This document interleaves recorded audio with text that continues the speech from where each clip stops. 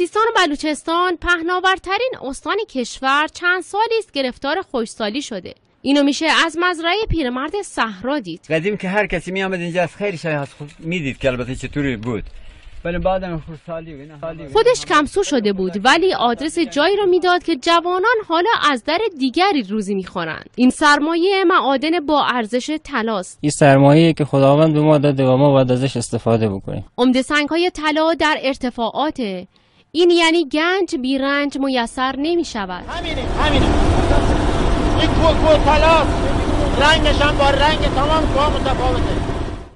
راهی مناطق صعب العبور شدیم. به جویندگان طلا برخوردیم.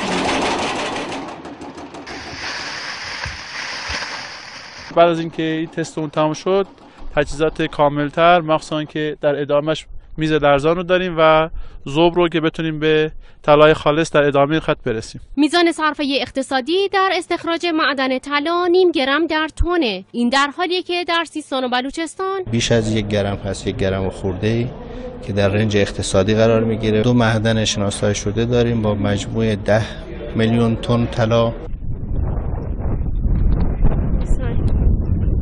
علاوه بر طلا، سیستان و بلوچستان معادن غنی آنتیمون، عقیق، زمرد و انواع سنگ‌های تزئینی رو داره. به قول گفتنی ما بر سر گنج هستیم. البته اگه قابلیت هامون رو بشناسیم و از اونها استفاده کنیم. مریم اربابی، خبرگزاری صدا و سیما، زاهدان.